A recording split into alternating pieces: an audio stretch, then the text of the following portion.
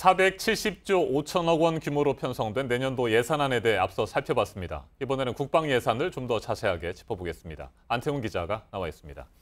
안 기자, 내년도 국방 예산이 46조 7천억 원 규모로 편성이 됐습니다. 올해보다는 예산이 많이 늘어난 겁니까? 네, 그렇습니다. 또 그 가운데 좀 짚어보면 15조 4천억 원 가량은 방위력 개선비로 책정이 됐습니다. 네. 그러니까 무기 사겠다는 얘기입니다. 올해보다 13.7% 증가했습니다. 방위력 개선비에는 한국형 미사일 방어 체계 등 이른바 삼축 체계 구축에 필요한 5조 원이 포함됐습니다. 문재인 대통령은 강한 안보 없이는 평화를 지킬 수 없고 또 만들어갈 수도 없다 이렇게 여러 차례 밝힌 바가 있습니다. 이 같은 국정 철학과 궤를 같이 하는 예산 편성이라고 할 수 있겠습니다. 네, 그럼 내년 그 국방 예산에서 뭐 눈에 띄는 부분이 좀 있습니까? 네, 그 부분 좀 짚어보려고 일단 제목부터 보시면 이렇습니다. 네, 깔깔이 외투 사라질까? 이게 무슨 말이냐면 그 전방부대는 좀 춥습니다. 그래서 소위 이 깔깔이라고 하는 그 내피죠. 그것이 지급돼 있는데 이것을 패딩 점퍼로 지급해 주겠다는 겁니다. 네. 네, 그렇다고 해서 깔깔이라고 불리는 이 방상 내피죠. 상의 내피를 없애는 건 아니고요. 추가로 보급하겠다는 겁니다.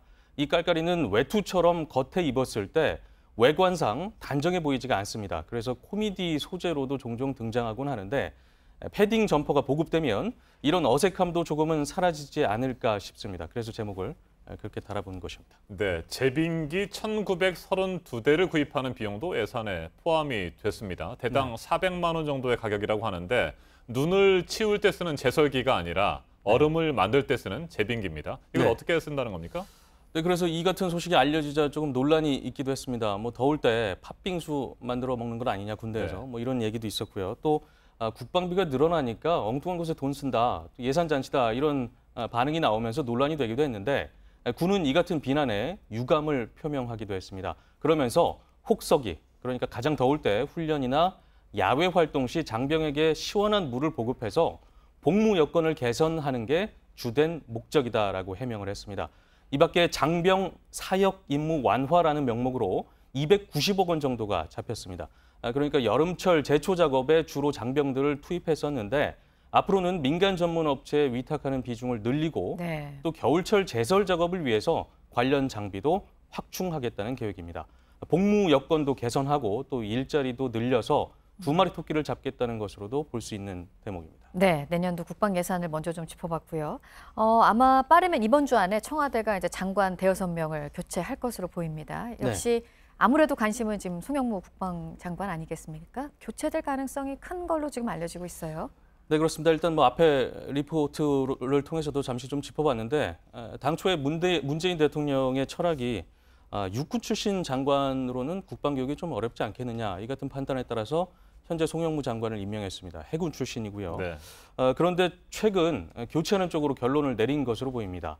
기무사 계엄 문건에 대한 미숙한 대응이 결정적인 계기가 됐다는 분석입니다. 네, 그런데 계엄령 문건 작성과 관련한 논란 이전에도 송영무 국방부 장관 여러 가지 부적절한 언행으로 문제가 좀 있었고요. 교체설도 계속해서 나오지 않았습니까? 네, 그렇습니다. 그래서 제목을 일단 이번에는 송영무 장관의 말 이렇게 좀 잡아봤습니다. 말 3개입니다. 그래서 말도 좀 3개를 뽑아봤는데 좀 짚어보면 이렇습니다. 보시면 지난해 11월에는 미니스커트 발언이 논란이 됐고요. 또 올해 2월엔 공식 석상에서 문정인 외교안보 특보를 그 사람이라고 지칭해서 부적절하다는 비판을 받기도 했습니다. 화면으로 나오고 있죠. 또 7월에는 마찬가지로 여성 비하 발언으로 구설에 올랐습니다. 이 가운데 미니스커트 발언을 준비했는데 들어보시겠습니다.